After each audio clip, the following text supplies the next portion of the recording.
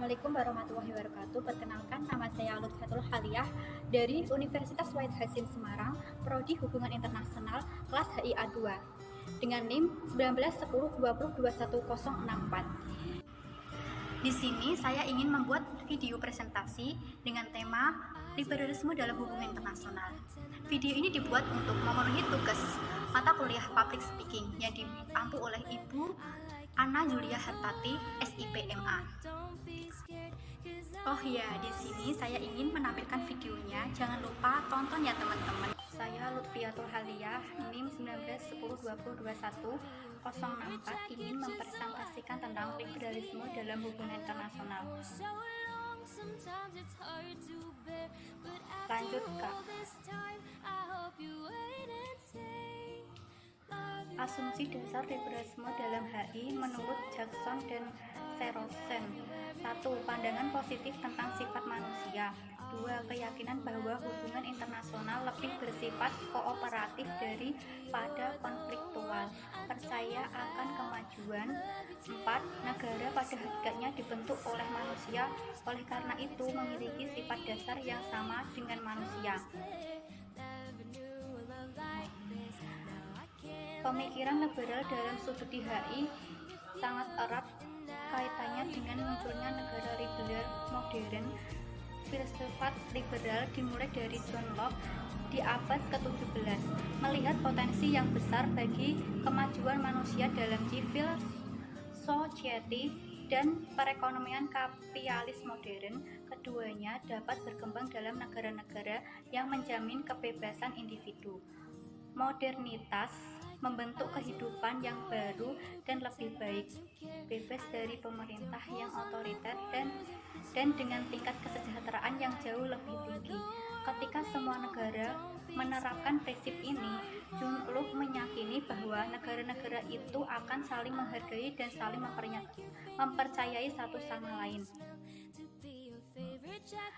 Perspektif liberal menjadi dominan setelah pecahnya Perang Dunia Pertama, di mana muncul suatu rasa trauma serta kesedihan yang mendalam yang diakibatkan oleh peperangan, baik berupa harta maupun nyawa. Perang merupakan suatu yang teramat sangat mengerikan bagi umat manusia, dan khususnya bagi tentara-tentara muda yang dikenakan wajib militer dan terbantai berjuta-juta, terutama dalam peperangan parit di garis depan pihak barat.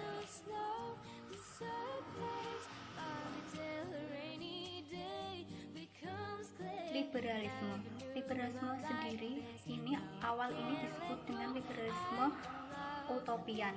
Tokoh terkenalnya adalah Presiden Woodrow Wilson dari Amerika Serikat yang terkenal dengan 14 poin perdamaian Wilson. Liberalisme menginginkan seluruh negara yang ada di dunia untuk menganut paham demokrasi. Dengan begitu akan semakin memperkecil nafsu dari sistem otokratisnya untuk berperang, serta melakukan ekspansi terhadap negara lain. Dengan menyatu kesepahaman tersebut, maka lebih menjamin tercegahnya perang-perang besar yang lain. Analogi Wilson berkeyakinan bahwa binatang-binatang yang buas tersebut mampu untuk diikat melalui sebuah perjanjian internasional dan dimasukkan ke dalam sebuah kandang, serta dengan kontrol organisasi internasional yang berperan sebagai kebun binatang. Setelah Perang Dunia, liberalisme sosiologi,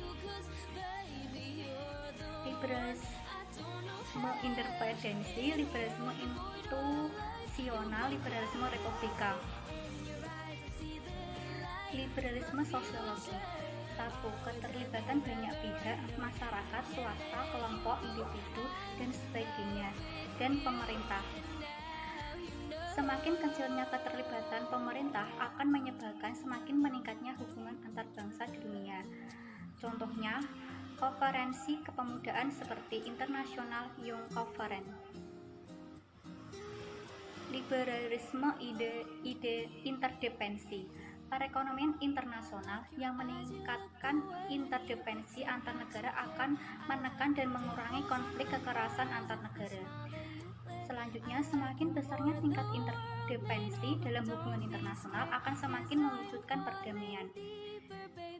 Aktor-aktor transnasional semakin penting. Kekuatan militer merupakan instrumen yang kurang berguna dan kesejahteraan menjadi tujuan utama bagi negara. Liberalisme institusional. Adanya institusi internasional mampu mendorong dan memajukan kerjasama di antara negara-negara. Adanya organisasi internasional mampu menjadi seperangkat atau yang mengatur tindakan negara. Dengan adanya institusi internasional akan membantu mengurangi rasa saling curiga antar negara yang satu dengan negara yang lain. Liberalisme republika, demokrasi. Kelebihan dan kelemahan liberalisme. Kelebihan liberalisme: 1. Aspek negara sebagai aktor HI. 2. Pandangan optimis. 3. Menjunjung tinggi HAM dan demokrasi.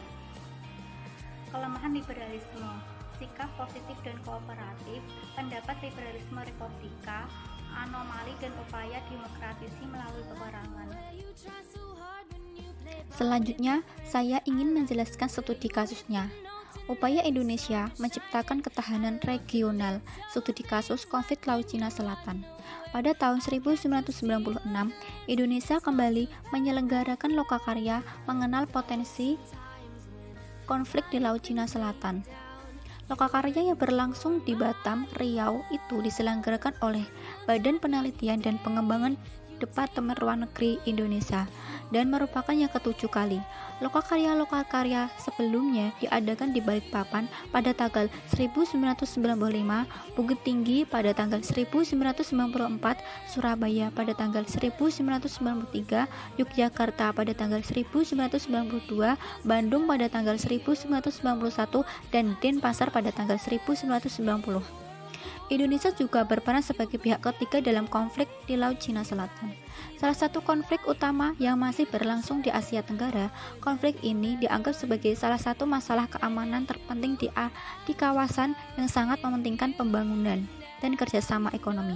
Bagi negara-negara di kawasan, konflik tersebut menimbulkan ketidakamanan karena ketidakpastian batas-batas maritim yang jika tidak dikelola dengan tepat, dapat mengarah ke konfrontasi militer.